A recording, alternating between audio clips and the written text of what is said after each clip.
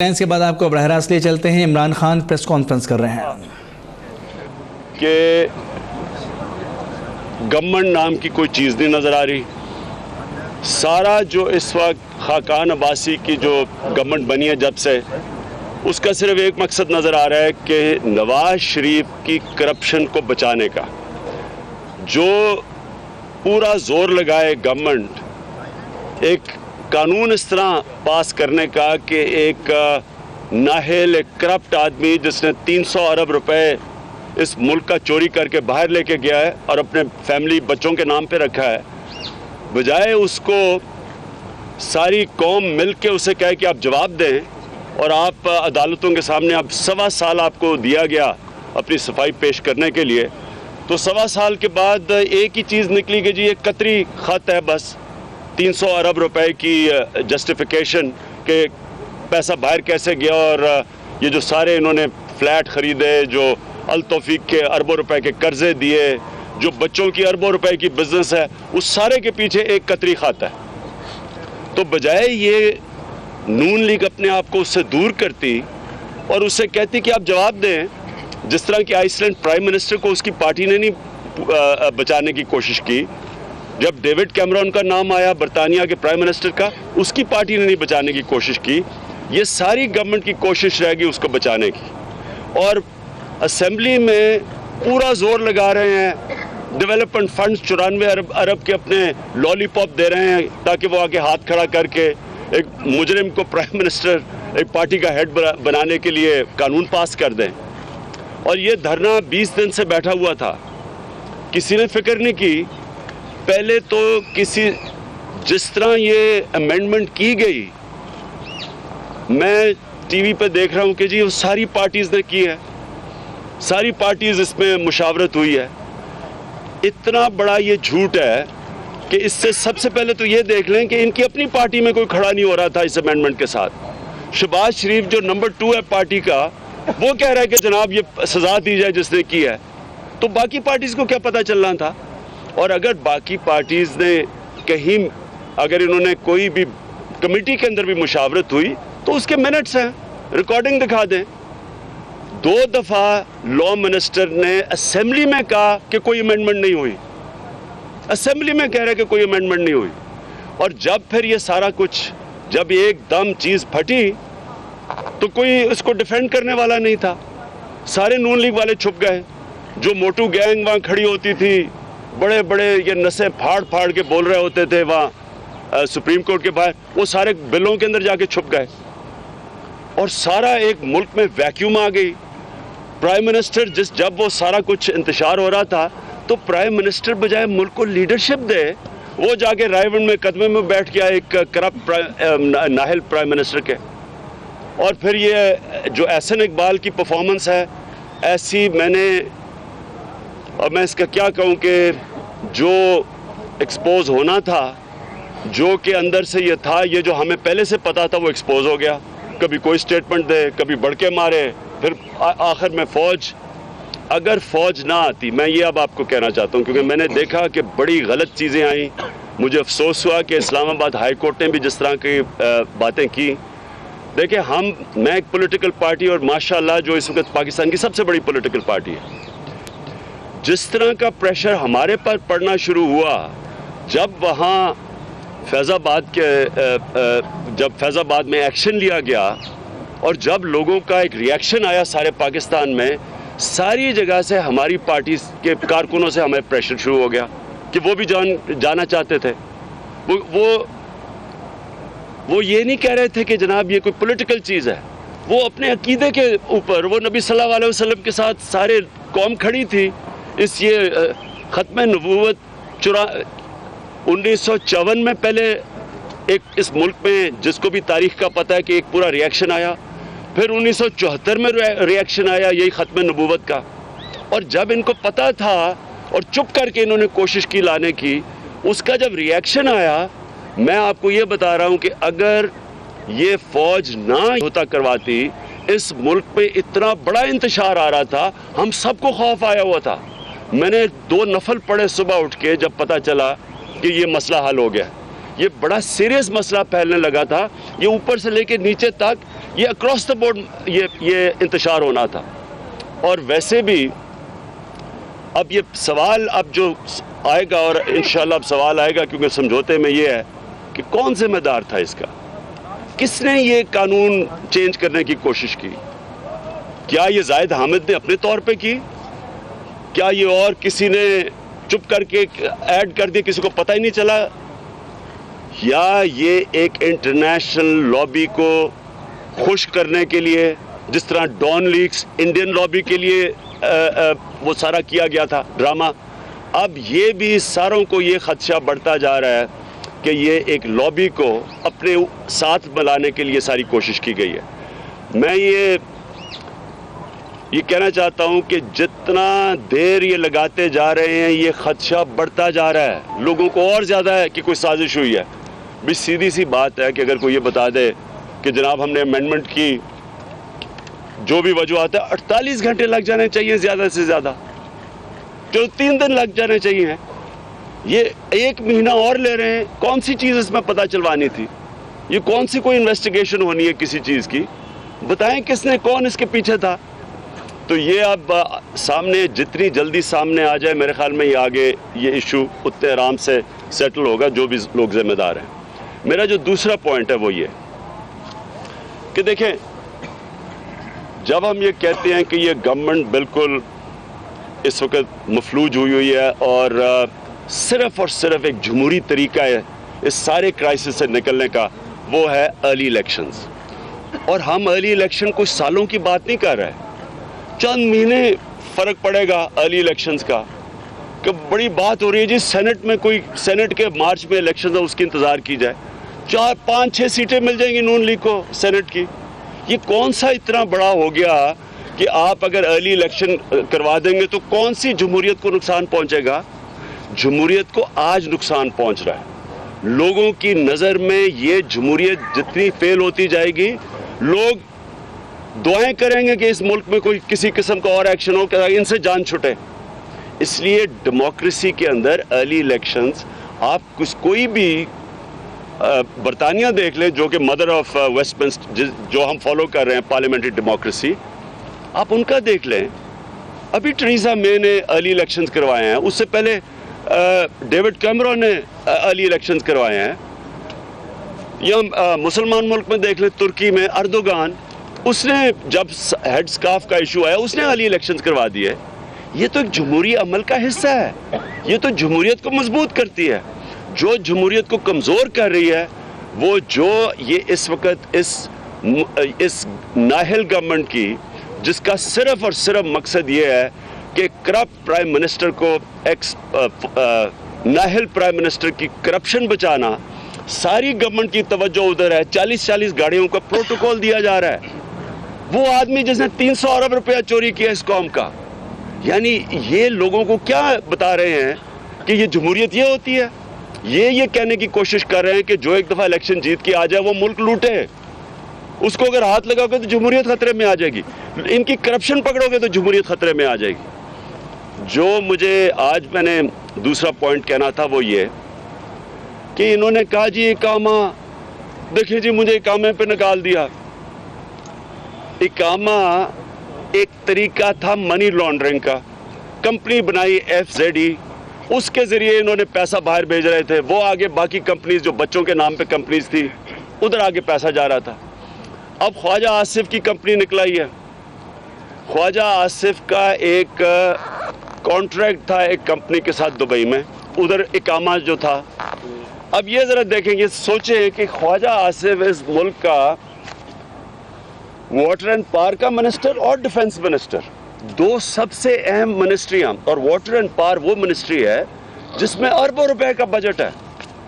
یہ water and power وہ ministry ہے جس نے آتے ساتھ ہی 480 ارب روپیہ انہوں نے سیکولر ڈیٹ کا دیا، جو 5 سال میں پیپلز پارٹی نے اکٹھی کی تھی سیکولر ڈیٹ. انہوں نے 480 ارب روپیہ دیا سیکولر ڈیٹ میں. آج وہ سیکولر ڈیٹ 500 ارب پہ پہنچ گئی ہے. انہوں نے جب وہ سیکولر ڈیٹ دی تھی تو انہوں نے کہا آگے سے ختم ہو جائے گی سیکولر ڈیٹ. بجلی کی قیمت انہوں نے تقریباً دگنی کر دی. 2013 کے بعد تقریباً دگنی بجلی کی قیمت. جو تیل کی قیمت ہے وہ 40% پر نیچے آ گئی جو اس دور میں پچھلے دور میں تھی. اس کے باوجود 500 ارب روپے کی سرکولر ڈیٹ ہے. اور اس کا کون منسٹر تھا؟ خواجہ آصف. اب خواجہ آصف کی پرفارمنس آپ دیکھ لیں کہ یہ ہمارے پاس اقامہ ہے ان کا دبئی کا. اس اقامے کے مطابق 17 لاکھ روپیہ اس کو مہینے کی تنخواہ مل رہی تھی. یہاں کے دو وزارتیں ہاتھ میں، ڈیفنس منسٹری اور واٹر اینڈ پاور، اور 17 لاکھ روپے کی دبئی سے تنخواہ مل رہی تھی مہینے کی. اور یہ کانٹریکٹ کے مطابق ان کو 8 گھنٹے دن میں کام کرنا پڑنا تھا، 5 دن ہفتے میں. پاکستان کے منسٹر کو 5 دن کام کرنا تھا، 8 گھنٹے دن کے. یہ کانٹریکٹ ہے اس کا. اور کیا کام کرنا تھا؟ 17 لاکھ روپے کس چیز کے مل رہے تھے؟ لیگل ایڈوائس دینے کے. وہ آدمی جو ایک بینک میں کوئی کام کرتا تھا، کلرک بینک سے شروع ہوا ہے، وہ اب ہر فن مولا مل گیا، لیگل ایڈوائس دے رہا ہے وہ اس کمپنی کو. اور اس کے ساتھ ساتھ ہم آپ کو سامنے 2 بینک اکاؤنٹ ملے ہیں خواجہ آصف کے. ایک ڈکلیئرڈ ہی نہیں ہے، اور ایک بینک اکاؤنٹ کے ذریعے لاکھوں درہم جا رہے ہیں بیوی کے اکاؤنٹ میں. یہ وہی ہو رہا ہے جو کہ نواز شریف نے جب کہا نا کہ آپ نے جب اس نے قوم سے خطاب کیا تو نواز شریف کبھی کبھی سچ بھی بول دیتا ہے. اس میں ایک سچ اس نے کہا کہ جب کوئی کرپشن کرتا ہے تو اپنے نام پہ نہیں رکھتا.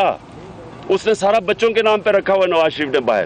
ادھر بھی لاکھوں درہم جا رہا ہے بیوی کے اکاؤنٹ پہ. جناب بتائیں کون سی بزنس ہے آپ کی باہر؟ کون سی بزنس ہے جو لاکھوں درہم جا رہے ہیں آپ کے باہر بیوی کے اکاؤنٹ پہ؟ یہ ہے منی لانڈرنگ، اس کو کہتے ہیں. انہوں نے بڑا زبردست طریقہ نکالا منی لانڈرنگ کا. باہر کمپنی دبئی کا اقامہ لیا، وہاں کمپنی کھولی، یہاں سے پیسہ ادھر بھجوایا، چوری کر کے کمیشنز ڈائریکٹلی ادھر آئی، ادھر سے آگے نکل گئی. اور وہاں چیزیں لینی ہیں تو اپنے فیملی کے نام پہ لے لو. یہ ہے اس ملک کا المیہ. اس ملک کی قیادت سب سے زیادہ منی لانڈرنگ کر رہی ہے. 10 ارب ڈالر منی لانڈرنگ ہر سال پاکستان سے ہوتی ہے، 1000 ارب روپیہ. تو یہ کیسے روکیں گے جب یہ خود لگے ہوئے ہیں منی لانڈرنگ پہ؟ پرائم منسٹر بھی لگا ہوا تھا، یہ بھی لگا ہوا ہے. اور میں آج نیب کو کہنا چاہتا ہوں کہ یہ جو احسن اقبال نون لیگ کا ایرسٹو، اس کا بھی ذرا چیک کریں. اس کا بھی کام ہے سعودی کا، اس کا بھی پتہ چلے کہ کون سی کمپنیز ہیں. یہ اس غریب قوم کو لوٹ رہے ہیں. یہ ہیں وہ لوگ. یہ کیوں پاکستان نیچے جا رہا ہے؟ ان کے آنے سے پہلے پاکستان کا ٹوٹل قرضہ 13,000 ارب روپیہ تھا. 2008 میں پاکستان کا ٹوٹل 60 سال میں جو ٹوٹل قرضہ پاکستان کا تھا وہ 7,000 ارب روپیہ تھا. آصف زرداری نے اسے پہنچا دیا 13,000 ارب پہ، اور انہوں نے آج 25,000 ارب پہ قرضہ پہنچا دیا. یہ کدھر جا رہا ہے پیسہ؟ یہ جو قرضے پہ قرضے چڑھ رہے ہیں یہ جا کدھر ہے؟ یہ ادھر جا رہا ہے. یہ ان کی کرپشن میں جا رہا ہے پیسہ. قوم مقروض ہوتی جا رہی ہے. اور اس لیے یہ ساری قوم اب انتظار کر رہی ہے نیب کے اندر پروسیڈنگز کیا ہو رہی ہیں. ساری قوم اب اپنی عدالتوں سے ایکسپیکٹ کر رہی ہے. میں نے سنا ان کے بیان شریف خاندان کے، جی عمران خان کا بھی، مریم بی بی کا بیان آیا کہ جی عمران خان کا بھی وہی کیس ہے جو نواز شریف کا ہے. عمران خان کا بھی وہی کیس ہے جو نواز شریف کا ہے. نواز شریف نے جواب دینا ہے 30,000 کروڑ روپیہ جو اس ملک سے باہر لے کے گیا بچوں کے نام پہ. عمران خان نے جواب دیا کس کا؟ 33 سال پہلے جو ایک کرکٹر ہوتے ہوئے 60 لاکھ کا فلیٹ لیا تھا، اس کے اوپر 60 ڈاکیومنٹس دیے میں نے سپریم کورٹ کو.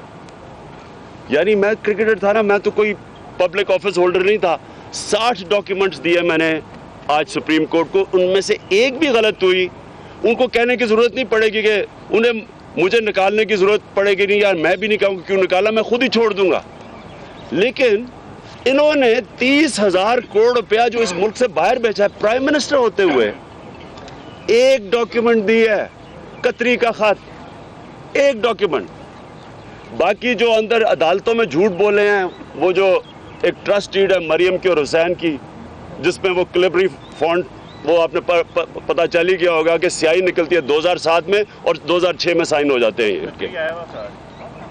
ہاں اور قطری آیا ہوا ہے. میں تو یہ کہوں گا کہ یہ بڑا، سپریم کورٹ پہ بھی قطری نہیں آیا، نیب کے سامنے بھی نہیں آیا، لیکن وہ جو ڈیل کی ہے پورٹ قاسم کی ڈیل ہے، وہ فوری طور پہ پہنچ گیا. میں یہ چاہوں گا کہ اب ہمارے جو انصاف کے ادارے ہیں، ساری قوم اب آپ کی طرف انتظار کر رہی ہے. اور میں پھر سے کہوں گا کہ ارلی الیکشنز اس ملک کی ضرورت ہے، پی ٹی آئی کی ضرورت نہیں ہے. ہمیں یہ جتنی دیر یہ بیٹھے ہوئے ہیں اور جو یہ کر رہے ہیں قوم کے ساتھ، ہمیں تو ویسے ہی فائدہ ہو رہا ہے.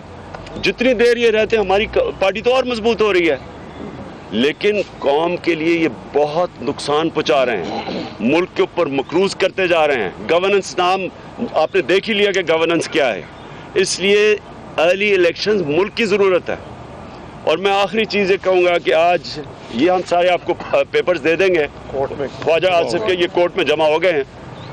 آخر میں آج نواز شریف کی، میں آج ایک ان کی سی ڈی چل رہی ہے، بڑے ہم نواز سامنے کھڑے ہوئے ہیں ایسے کر کے، اور جناب مغل اعظم صاحب کیا کہتے ہیں کہ اگر میری خرچے زیادہ ہیں آمدنی سے تو کسی کا کیا ہے. اگر میرے خرچے آمدنی سے زیادہ ہیں، یہ 3 دفعہ پرائم منسٹر رہ چکا، کہہ رہا ہے کہ لوگوں کو کیا ہے. جناب میاں صاحب، آپ کو یہ نہیں پتا کہ جب آپ پبلک اکاؤنٹ ہولڈر ہوتے ہیں اور اگر آپ کے خرچے یا اثاثے آپ کی ذریعہ معاش یا سورس آف انکم سے زیادہ ہیں، آپ پہ ذمہ داری ہوتی ہے، آپ کو جواب دینا پڑتا ہے. یہ مغل اعظم نہیں کہ جناب آپ کو کیا ہے، آپ کو بہت کچھ ہے، کیونکہ یہ پیسہ ہے اس قوم کا. آپ نے کرپشن سے پیسہ بنایا ہے اور 30 سال سے آپ بچ رہے ہیں. 30 سال سے یہ سارے پاکستان کے اداروں کو مفلوج کیا ہوا ہے.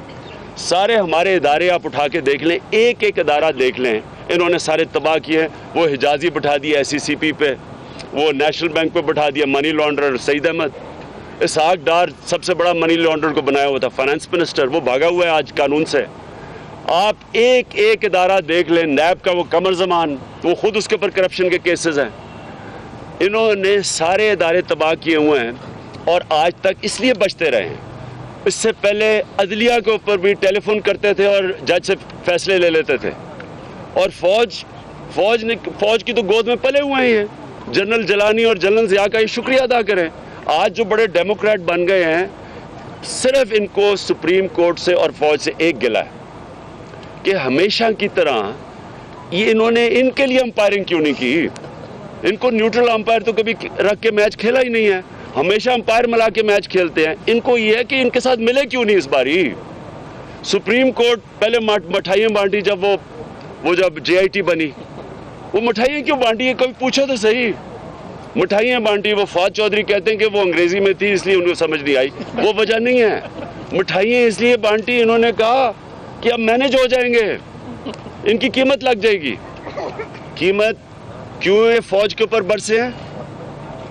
فوج کے اوپر اس لیے برسے ہیں کہ جو ایم آئی کا، ان کا خیال ہے کہ ایم آئی کا بریگیڈیئر اور آئی ایس آئی کا بریگیڈیئر، وہ اس کو وہ مینج نہیں کر سکے. یہ نہیں ہے کہ انہوں نے غلط کام کیا سپریم کورٹ نے، فوج نے، انہوں نے ٹھیک کام کیوں کر دیا ہے. اور جب باقی بھی مینج نہیں ہوئے، یہ تب سے شور مچایا ہوا انہوں نے.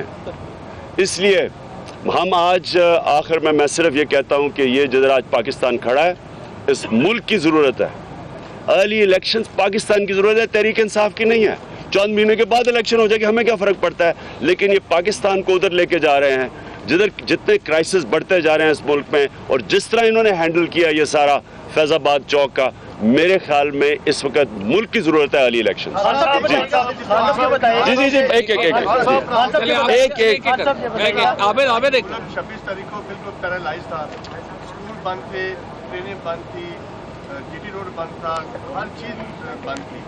ایک ایسے موقع پہ جب اس حکومت کو گھر بھیجنا چاہیے تھا، فوج نے ان کو ریسکیو کیا، اس کے اوپر آپ کیا کہتے ہیں؟ دیکھیے جی، ان کو شکریہ ادا کرنا چاہیے فوج کا، بلکہ قوم کو کرنا چاہیے۔ میں آپ کو پھر سے کہتا ہوں، اتنا مجھے خوف تھا اس دن رات کو جس دن یہ سارا کچھ انتشار پھیل رہا تھا سارے پاکستان میں، ہمیں خوف اس لیے تھا، ہمارے اپنے لوگ کہہ رہے تھے کہ جی ہم جوائن کرنا چاہتے ہیں اس میں، کیونکہ وہ ایک پولیٹکس سے ہٹ چکی تھی بات۔ ان کو پتہ ہونا چاہیے کہ مسلمان، جب آپ نبی صلی اللہ علیہ وسلم کے اوپر کوئی چیز آتی ہے اور آخری نبوت پہ آتی ہے، اس کا ایک تاریخ ہے، اس کے اوپر اتنا بڑا ری ایکشن آ رہا تھا۔ میں آپ کو یقین، ساری قوم کو شکریہ ادا کرنا چاہیے کہ اگلے دن وہ سارا کچھ ختم ہو گیا، کیونکہ وہ ایسا پھیل رہا تھا، آپ کو اندازہ نہیں ہے کہ اس کے بعد ہونا کیا تھا۔ انہوں نے تو چھپ جانا تھا، جا کے قوم کو نقصان ہونا تھا۔ خان صاحب، جو حلف نامہ ختم کیا گیا اور دوبارہ ریوائیو کیا گیا، اس کے اندر پاکستان تحریک انصاف کے لوگ بھی تھے جو پارلیمنٹ کا حصہ ہیں، تو آپ نہیں سمجھتے کہ یہ تمام پارلیمنٹ نے مل کے یہ پہلے غلطی کی اور پھر اسے ریکٹیفائی کیا؟ میں آپ سب سے خان صاحب، خادم حسین رضوی صاحب نے اسٹیج پہ آپ لوگوں کا بھی تحریک انصاف اور پیپلز پارٹی کا نام بھی لیا ہے، اس نے کہا اس میں یہ بھی مجرم ہے۔ دیکھیں جی، کیا فیض آباد میں چیزیں ہوئیں، وہ ایک فیض آباد کے اندر فیض آباد میں رہنی چاہیے، جس طرح کی زبان استعمال کی، میں اس کے اوپر بات نہیں کرتا۔ میں یہ کہتا ہوں کہ جو ایشو تھا وہ فیض آباد سے بہت بڑا تھا، اور یہ جتنی دیر رہتی ہے ایشو اور پھیلتا جا رہا تھا، یہ رکنا نہیں تھا۔ تو یہ اس لیے ہمیں خوش ہونا چاہیے۔ آپ نے جو بات کی، دیکھیں سیدھی بات ہے، سوال یہ ہے کہ آپ ایک کانسٹیٹیوشنل امینڈمنٹ، ایک حلف کے اندر امینڈمنٹ لے کے آ رہے ہیں۔ اب جب امینڈمنٹ لے کے آ رہے ہیں، کیا یہ بنتا نہیں تھا گورنمنٹ کا؟ یہ اپوزیشن نہیں لے کے آتی، یہ ٹریجری لے کے آ رہی تھی، گورنمنٹ لے کے آ رہی تھی۔ اگر یہ آپ لے کے آ رہے ہیں تو آپ کا بنتا نہیں تھا کہ آپ کم از کم کسی فورم پہ ڈسکس کر لیتے؟ وہ تو جب نکلا تو ایک دم ساروں کسی کو بھی نہیں سمجھ آئی، کیونکہ انہوں نے ایک ورڈ انگریزی کا بائی اسٹیلتھ، خفیہ طور پہ اندر گھسا رہے تھے۔ اور یہ میں پھر سے کہہ رہا ہوں، میرا خدشہ اس تب بھی یہ تھا، اب یہ بڑھتا جا رہا ہے، کیونکہ 30 دن اور مانگ رہے ہیں۔ میرے خیال میں یہ ایک باہر کی لابی کو خوش کرنے کی کوشش تھی۔ جی جو گتری آیا اس کو تھوڑا سی ڈیٹیل سے بتائیں۔ اس وقت اس کو کہا جا رہا تھا، اس کو یہ کہتا تھا کہ مجھے سیکیورٹی خدشات ہیں، میری زندگی کو خطرہ ہے۔ آج اس کی سیکیورٹی جو کیسے ہو گئی ہے، اس کی زندگی کو خطرہ کیسے ختم ہو گیا ہے، اور کیا کورٹ کو خود سو موٹو ایکشن لے کے اس کو بلانا چاہیے بیان کے لیے؟ دیکھیں، ایک چیز تو واضح ہو گئی نا کہ سارا جھوٹ تھا، کوئی سیکیورٹی کا اس کو خطرہ نہیں تھا۔ اس کو پتا تھا کہ جب عدالت میں اسے جانا تھا اس کا مذاق اڑنا تھا۔ ساروں کو پتا یہ فراڈ ہے، قطری کا لیٹر فراڈ ہے، یہ قطری کی آپ بیک گراؤنڈ میں چلے جائیں، یہ کرپشن کے کیسز میں پھنسا ہوا ہے، یہ اس کی ساری بیک گراؤنڈ آپ کو پتا چل جائے گا۔ ایک ڈسکریڈیٹڈ آدمی ہے، تو یہ ہے ہی سارا فراڈ آپ کے سامنے آ گیا کہ اگر یہ آدمی ڈر رہا تھا عدالت کے سامنے اور جے آئی ٹی کے سامنے، اگر کسی وجہ سے ڈر رہا تھا تو آج کیوں آ گیا یہاں؟ جی خان صاحب، حکومتی حلقوں کی جانب سے اور بعض پولیٹیکل پارٹیز کی جانب سے یہ کہا جا رہا ہے کہ دھرنا سیاست کا آغاز جو ہے وہ پی ٹی آئی نے کیا ہے، اور اب اللہ خیر کرے آئندہ سب اس کی لپیٹ میں آئیں گے۔ اور ایک دھرنا جو ہے وہ لاہور میں بھی ابھی جاری ہے، ان کی بھی کچھ ڈیمانڈ ہیں، آپ اس کے بارے میں کیا کہیں گے؟ اور کیا آپ سمجھتے ہیں کہ اب دھرنا سیاست کے ذریعے برج الٹائے جائیں گے؟ دیکھیں، مجھے یہ بتائیں کہ ایک جمہوریت کے اندر اگر لوگ پروٹیسٹ نہیں کر سکتے تو وہ جمہوریت کیسی ہے؟ مجھے یہ بتائیں، یہ جو لوگ کہہ رہے ہیں، کیا جب نواز شریف نکلا تھا لانگ مارچ میں دھرنا دینے کے لیے یہاں، اور فوج نے جب گجرانوالہ میں بیچ میں جنرل کیانی پڑھ کے جب روکا تھا تو وہ بھول گیا؟ تب یہ بھی دھرنا ہی تو دینے آ رہے تھے، تو تب وہ ٹھیک تھا، جمہوری عمل تھا۔ ذرا تقریریں تو اٹھا کے سن لیں اس کی، جب نکلنے سے پہلے جو اس نے جمہوریت کی گیت گائے، دھرنا، پروٹیسٹ، اور پولیس ہمیں کچھ نہ کہے، یہ سارا کچھ کہے۔ اللہ کا شکر ہے کہ آج سوشل میڈیا کی وجہ سے کوئی چیز چھپی نہیں رہتی۔ آپ کے جب یوسف رضا گیلانی کے اوپر کہ جی عدالت نے فیصلہ کیا آپ گھر چلے جائیں، تب اس کو گھر بھیج رہا ہے، اپنی باری آئی ہے تو میں عدالت کا مجھے کیوں نکالا؟ یہ ایک میں آپ کو بتاؤں، دیکھیں جو دھرنا، دیکھیں ایک پروٹیسٹ جمہوری عمل کا حصہ ہے، اور ایک جمہوریت کے اندر آپ کو ہینڈل کرنا پڑتا ہے پروٹیسٹ۔ آپ کو میرے گھر کے باہر کتنے دھرنے ہوئے ہیں، کے پی سے کتنے لوگ آئے میرے گھر دھرنے کرنے والے، میں نے ان کو ڈنڈے مارے ہیں، میں نے ان سے بیٹھا ہوں، ان سے نیگوشیشن کی ہے، ان کو سیٹسفائی کیا ہے۔ میں نے تو نہیں کچھ کہا کہ نہیں جی یہ بڑی بری چیز ہے. میرے گھر کے باہر میرے راستے بند کر دیے انہوں نے. ہمارا کام ہوتا ہے جو بھی آپ اقتدار میں ہوتے ہیں آپ کا کام ہوتا ہے ان کو سیٹسفائی کرنا. یہ تو ڈکٹیٹرشپ میں آپ کہتے ہیں کہ جی یہ جو آپ باتیں کر رہے ہیں احسن اقبال وغیرہ کہ جی دیکھیں دھرنا پی ٹی آئی نے شروع کیا ہے. ہمارے سے پہلے میں ان کو یاد کرا دوں کہ انہوں نے 2 لانگ مارچز کی ہوئی ہیں اور اس کے بعد یہ بھی ایک فوٹیج ہے کہ یہ جب آصف زرداری پریزیڈنٹ تھا یہ اس کے گیٹ کے اوپر چڑھ رہے تھے پروٹیسٹ کرتے ہوئے. کئی جلسوں میں بھی اور آج پریس کانفرنس میں بھی آپ مطالبہ کر رہے ہیں ارلی الیکشن کا. تو خان صاحب اگر یہ مطالبہ نہیں مانا جاتا تو کیا آپ سپریم کورٹ کا رخ کریں گے یا کوئی اور طریقہ ہوگا دباؤ کے لیے؟ دیکھیں ہمیں ارلی الیکشن آپ ایک پولیٹیکل پارٹی یہ کہہ سکتی ہے گورنمنٹ کو ایڈوائز کر سکتی ہے. ہم ڈیمانڈ نہیں کر سکتے. ہم اس کے اوپر کچھ عدالت میں نہیں جا سکتے. گورنمنٹ کا پریروگیٹو ہے. میں یہ سمجھتا ہوں کہ پاکستان کی بہتری اس میں ہے. اس وقت گورننس کی کوئی چیز ہی نہیں لوگوں کو نظر آ رہی.